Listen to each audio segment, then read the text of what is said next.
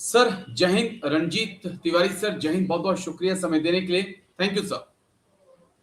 जय हिंद सर। तो सर ये जो आपका स्पेशल फ्रंटियर फोर्स है और जी असम राइफल, दोनों को आर्मी ऑफिसर कमांड करते हैं और आर्मी का ही तकरीबन रूल रेगुलेशन, और ये दोनों ही चूंकि जमीन पे काम करने वाली फौजें हैं, तो आप जी इन दोनों को एक समझ सकते हैं। अब रही बात इंडियन कोस्ट गार्ड की, तो इंडियन कोस्ट गार्ड में सर पहले सर नेवी से ऑफिसर आते थे। आप सुन पा रहे हैं सर? मैं सुन पहले पा रहा हूँ, इंडियन बिल्कुल। कोस्ट गार्ड में नेवी से ऑफिसर आते थे। जो डीजी होता था इंडियन कोस्ट गार्ड का, वो नेवी का वाइस एडमिरल साहब होते थे। यानी कि आर्मी के हिसाब से देखा जाए तो एक लेफ्टिनेंट जनरल होते थे। ठीक। लेफ्टिनेंट जनरल जो रैंक है हमारा आर्मी का, वो नेवी का वाइस एडमिरल रैंक के इक्विवेलेंट है। तो ओके। वो आते थे। लेकिन आज के टाइम में नेवी से ऑफिसर्स का आना इंडियन कोस्ट गार्ड में बंद हो चुका है। उनके अपने ही ऑफिसर असिस्टेंट कमांडेंट के तौर पे भर्ती होते हैं और डीजी तक पहुंचते हैं। इनका जो एग्जामिनेशन है इंडियन कोस्ट गार्ड के ऑफिसर्स का, ये सीएपीएफ का जो असिस्टेंट कमांडेंट का एग्जाम नहीं होता है, उसके थ्रू नहीं ओके। होता है। इनका भी एग्जाम यूपीएससी ही कंडक्ट करती है, लेकिन अलग से आईसीजी यानी इंडियन कोस्ट गार्ड के लिए असिस्टेंट कमांडेंट का इनरोलमेंट किया जाता है, और यूपीएससी उस एग्जाम को भी कंडक्ट कराती है। सेम ठीक है। जिस प्रकार से आपका सीएपीएफ का असिस्टेंट कमांडेंट का एग्जाम होता है यूपीएससी के जरिए, उसी प्रकार से। बट असम राइफल्स में और इंडियन सॉरी अपने special special frontier frontier force force में में। आर्मी ऑफिसर होते हैं सर। आर्मी जी ऑफिसर होते हैं, और इनका रोल भी सर अलग है। हम पूरी मिलिट्री ड्यूटी करते हैं जो असम राइफल है, और इंडियन कोस्ट गार्ड तो आप छोड़ दीजिए। असम जी। राइफल और स्पेशल फ्रंटियर फोर्स पूरी मिलिट्री ड्यूटी आर्मी के अंडर ड्यूटी करती है। जो कि इंडियन कोस्ट गार्ड है वो नेवी को असिस्ट करती है। एक प्रकार से वो बीएसएफ जैसा समझ लीजिए। वो जो कोस्टल ओके। एरियाज है, जो हमारा अपना बॉर्डर है, कोस्टल बॉर्डर है, उसको प्रोटेक्ट करते हैं। तो इस प्रकार से देखा जाए तो असम राइफल और इंडियन कोस्ट गार्ड में अंतर भी है। हमारी है। अगर सबसे अगर अच्छी प्रकार से अगर तुलना की जाए, तो असम राइफल की तुलना आप स्पेशल फ्रंटियर फोर्स से कर सकते हैं। और आपको सर ये जान करके हैरानी होगी, किसी वक्त में असम राइफल और आपका स्पेशल फ्रंटियर फोर्स, ये दोनों ही विदेश मंत्रालय के अंदर काम कर रहे थे, ministry of okay. External affairs के अंदर। और ये दोनों आज भी ड्यूल कमांड में है। ये दोनों ही फोर्सेस ड्यूल कमांड में है। तो इनको कुछ लोग आर्मी समझते हैं, कुछ पैरामिलिट्री समझते हैं, और कुछ सीएपीएफ समझते हैं।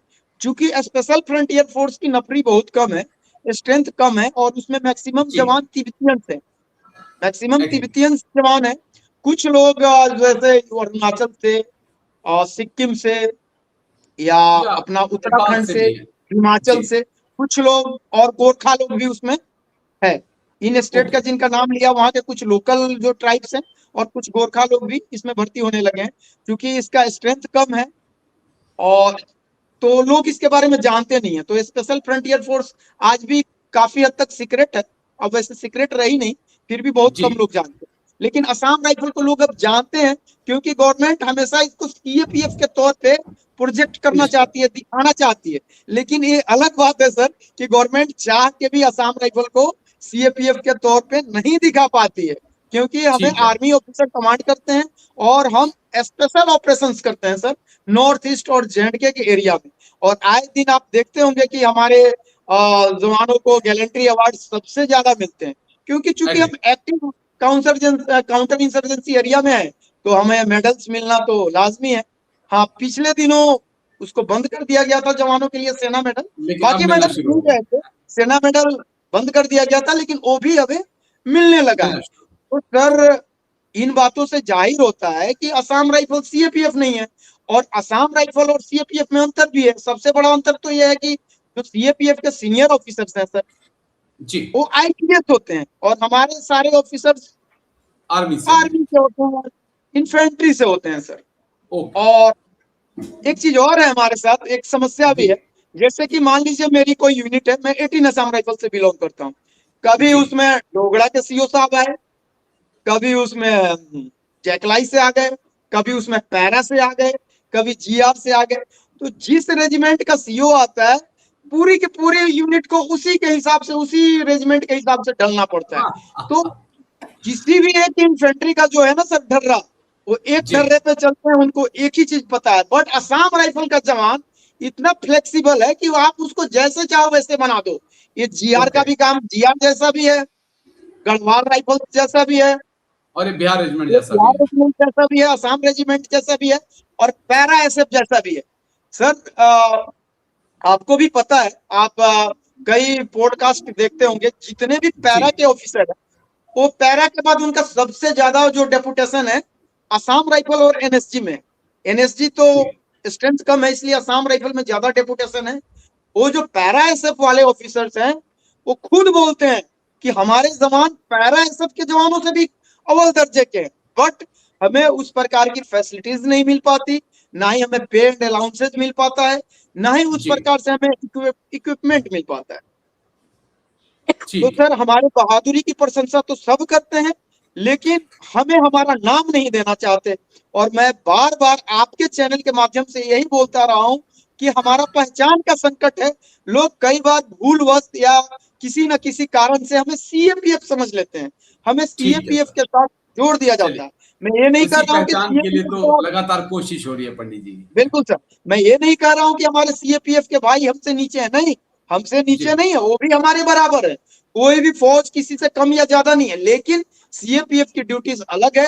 वो बॉर्डर और गार्डिंग असम करते हैं, राइफल के अलग। और असम राइफल्स बॉर्डर गार्डिंग नहीं करती है। लेकिन ठीक गवर्नमेंट है। द्वारा ये बताया जाता है कि हम म्यांमार बॉर्डर की बॉर्डर गार्डिंग कर रहे हैं। सर सीएपीएफ और असम राइफल में सबसे बड़ा फर्क, नाम के ओके। लिए हम बॉर्डर गार्डिंग करते हैं, लेकिन हमारा बॉर्डर गार्डिंग और बीएसएफ आईटीबीपी एसएसबी का बॉर्डर गार्डिंग अलग है। सर बॉर्डर गार्डिंग में क्या होता है सर कि बॉर्डर के नजदीक एक आपका बीओपी होता है, बॉर्डर आउटपोस्ट। एग्री। तो वहां पे आपकी एक नफरी होती है, और एक छोटे दायरे में आप पेट्रोलिंग करते हैं। आपको सीआई ऑप्स नहीं करना होता है, मिलिटेंट के पीछे नहीं भागना होता है, भागना। आपने सिर्फ इन्फिल्ट्रेशन रोकना होता है, स्मगलिंग रोकना होता है। लेकिन असम राइफल का इंडो म्यांमार बॉर्डर पे, जो कि 1600 किलोमीटर से भी लंबा बॉर्डर है, और पोरस बॉर्डर है सर, खुला बॉर्डर है, कोई फेंसिंग फुंसिंग नहीं है। हाँ, ये आपने मोरे इलाके में मैंने न्यूज, मेरे पेंशन आने के बाद ही शुरू हुआ था, न्यूज में मैंने देखा कि गवर्नमेंट वहां पे फेंसिंग करना चाह रही है, बट वो हो नहीं ठीक पाया, है। क्योंकि हमारा ज्यादा म्यांमार के लंबा साथ नहीं कीजिएगा पंडित जी, व्यूअर्स इतना लंबा देखता नहीं है, जल्दी से कंप्लीट कर दीजिएगा बिल्कुल सर। सर, तो मैं यही बताना चाह रहा हूं कि हमारा जो बॉर्डर गार्डिंग है, हम सीओबी है हमारा, जैसे कि ओके। कंपनी ऑपरेटिंग बेस, तो हम कंपनी से काउंटर सीआई ऑप्स लॉन्च करते भी हैं। करेंगे और तो बॉर्डर भी चूंकि देखेंगे। ऑपरेशन बॉर्डर के पास भी हमारे चलते हैं, कई बार बॉर्डर को पार करके ट्रांस बॉर्डर ऑपरेशन भी चलते हैं, जो कि बताया नहीं जाता है, छुपा लिया जाता है। तो ठीक है। हमारी हद तक उस प्रकार की होती है, हमारा कहीं पीओपी नहीं है। और जितना भी सर ये बॉर्डर का जो भी मतलब बॉर्डर गार्डिंग फोर्स है, उनका जो ऑपरेशनल रिपोर्ट है वो होम मिनिस्ट्री में जाता है। हमारा कोई जो इंट्रिप सिट्रिप कुछ भी हाइलाइट्स कहीं भी कोई भी मतलब ऑपरेशनल रिपोर्ट होम मिनिस्ट्री में नहीं ठीक है। जाता है, हमारा डिफेंस मिनिस्ट्री में जाता है। तो सबसे बड़ा अंतर तो ये है। तो मैं एक बार ओके। फिर आपको समराइज करना चाहूंगा कि हमारे अफसर जो असम राइफल के हैं वो आर्मी के हैं, जबकि वहां पे सीएपीएफ में कैडर ऑफिसर भी हैं, जो कि डायरेक्ट आईपीएस। असिस्टेंट कमांडेंट में भर्ती होते हैं। हमारे यहाँ जो कैडर अफसर हैं वो डायरेक्ट भर्ती नहीं होते, जवान से बनते हैं, वो भी 13 साल, कम से कम 13 साल की लंबी सर्विस के बाद। नंबर दो, हमारे जवानों की जो भर्ती है वो एसएससी जीडी से होती है, बाकी सीएपीएफ की तरह। लेकिन हमारे ओके। में एसएससी सीपीओ के जरिए कोई भर्ती नहीं होती। हमारे में बाकी सीएपीएफ की तरह जो ऑफिसर है असिस्टेंट कमांडेंट, उनकी भी भर्ती नहीं होती। यानी हमारा फुली ऑफिसर क्या है, आर्मी से आता है। दूसरा चीज क्या है सर, हमारा ट्रेनिंग जो है वो आर्मी का ट्रेनिंग है, सीएपीएफ का नहीं है।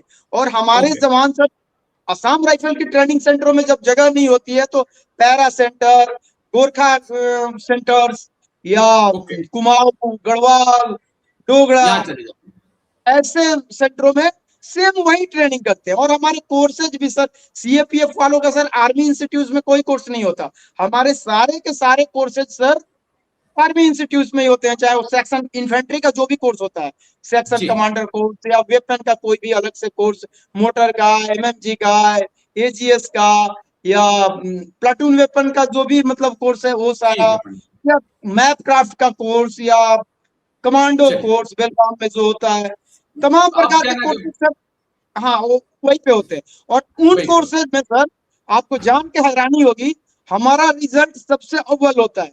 ये मैं कंपेयर Okay. यहाँ पे कंपेयर कर रहा हूं मैं। अव्वल होता है हमारे जवान उतनी प्री ट्रेनिंग भी नहीं करते क्योंकि हम ऑपरेशनली डिप्लॉय हैं, तो उतना यूनिटों में उतना प्री ट्रेनिंग भी नहीं हो पाता है।